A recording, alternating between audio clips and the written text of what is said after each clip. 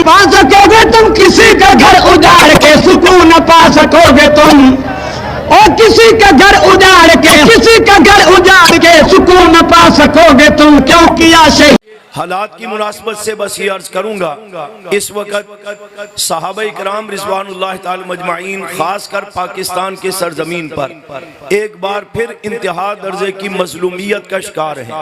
यहाँ सहाबा मजलूम हैं, फलस्तीन में सहाबा के गुलाम, वहाँ के मुसलमान मजलूम हैं। दोनों पर जुल्म करने वाला यहूदी है, वहाँ पर इसराइल का यहूदी बराह रास्त जुल्म कर रहा है, मुसलमानों को मार रहा है, माओ बहनों बेटियों को शहीद कर रहा है और मासूम बच्चों को खाक में मिला रहा है, खून में तड़पा रहा है, जख्मी कर रहा है, मसाजिद पर हमले हो रहे हैं, अल्लाह के घर को भी वहां पर मजरू किया जा रहा है।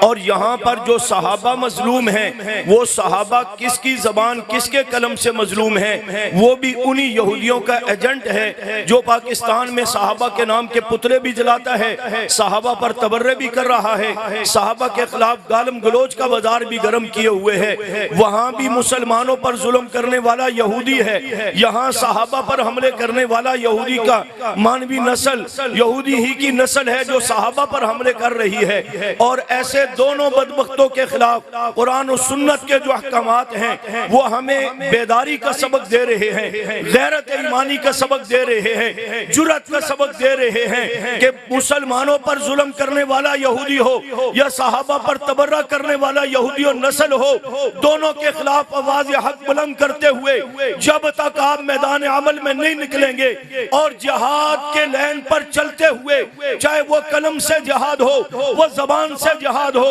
हुक्मरान ऐलान करें तो वो मुसल्ला जिहाद भी हो, उस वक्त तक ये बख्श यहूदी जो है ये काबू भी नहीं आएगा, बाज भी नहीं आएगा। इसके लिए जरूरी है कि हमें ईमानी जुर्रत और जज्बे के साथ इत्तेहाद और इत्तेफाक पैदा करते हुए मैदान अमल में निकलना चाहिए। और उसके लिए तमाम साहबे बैत उनकी जुर्रतें हमारे लिए मिसाल है, उनकी इस्तकामत हमारे लिए मिसाल है।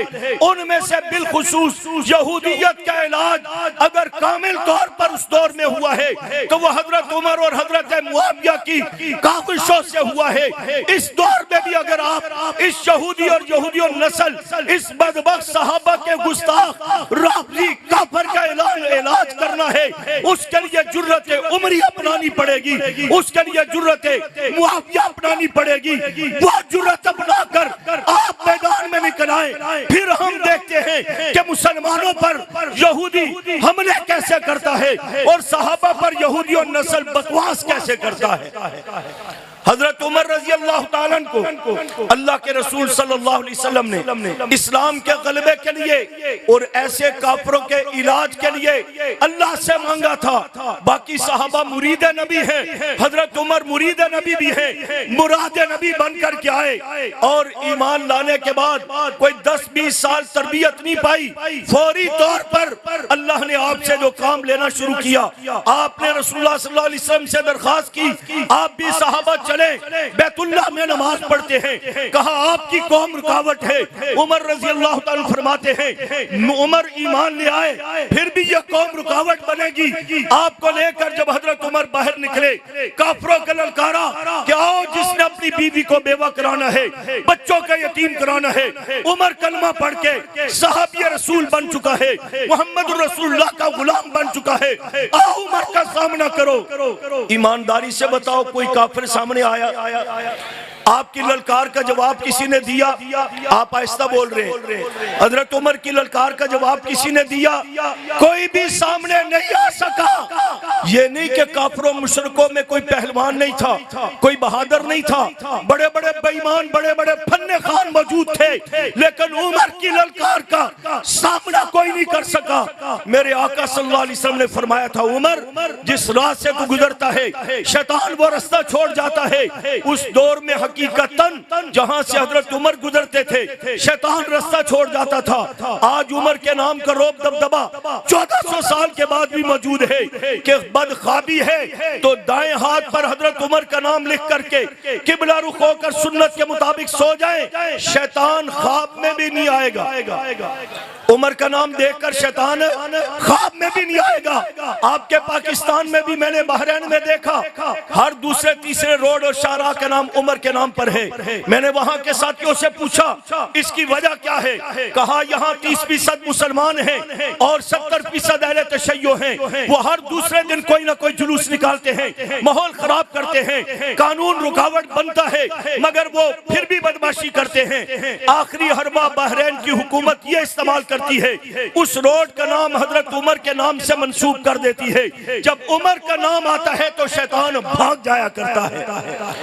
और ये तजर्बा पाकिस्तान में भी कई बार किया जा चुका है, जहां उमर का नाम आया शैतान भाग गया। और अफगानिस्तान में मुल्ला उमर आया, आलमी कुफरिया ताकते जितने बड़े बड़े शैतान थे सारे भाग गए। इसलिए कहता हूं सिंध के मुसलमानों और मेरी जमात के कारकुनों, हम सहाबा के औसाफ अपने अमाल में, अपने किरदार में अपनाना अपने लिए सआदत समझे, ईमानी जिम्मेदारी समझे और बिलखुसूस कुफर के मुकाबले के लिए जज्बे उमर जरूरत है, ईमान उमर की जरूरत है, तकवा उमर अपनाने की जरूरत है, जज्बे उमर अपनाने की जरूरत है, सोच उमर अपनाने की जरूरत है और फिक्र उमर अपनाने की जरूरत है। जब इसी बैतुल मुकद्दस को लश्कर कशी करते हुए सहाबा फतह करने के लिए पहुंचे तो दुश्मन ने कहा था सहाबा हमारे साथ लड़ाई न करो, हमने अपनी किताबों में पढ़ा है एक शख्स होगा जिसका नाम उमर होगा, वो बैतुल मुकद्दस को फतह करेगा।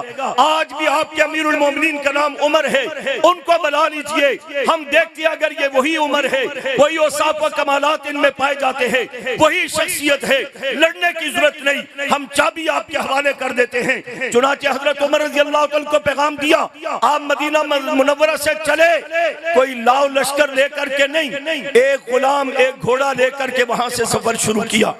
और जब बैतुल मुकद्दस के करीब पहुंचे सहाबा ने कहा कुर्ता पुराना है, बदल लीजिए, दुश्मन के सामने जाना है, इज्जत वकार का मसला है, घोड़ा कमजोर है, ना अच्छी नस्ल का घोड़ा ले लीजिए, उस पर सवार होके जाइए।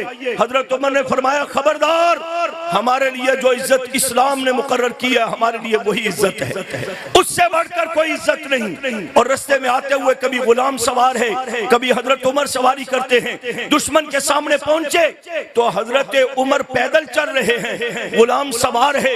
आपने ये भी नहीं कहा कि अब तो दुश्मन आ गया है, थोड़ी देर के लिए आप मुझे भी इज्जत दे दे, नीचे उतरे मैं ऊपर बैठता हूँ, नहीं, आप नकेल पकड़े हुए सवारी की दुश्मन के सामने जाते हैं, गुलाम सवार है।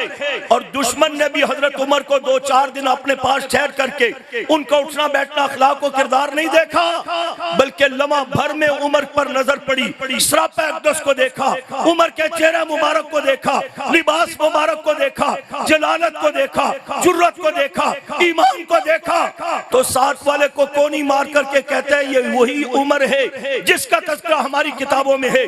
कबल इससे कोई की बात आगे बढ़े, जाओ ये बैतुल मुकद्दस की चाबी उमर के हवाले कर दे। मुसलमानों, एक उमर फातिह बैतुल्लाह, बुनियादी तौर पर हकीकी तौर पर रसूलुल्लाह सल्लल्लाहु अलैहि वसल्लम फातिह बैतुल्लाह हैं सन 8 हिजरी में, लेकिन इब्तिदा में हजरत उमर ने नमाज पढ़ाई। एक उमर तन्हा फातिह बैतुल्लाह, वही उमर तन्हा फातिह बैतुल मुकद्दस। आज अरबों खरबों मुसलमान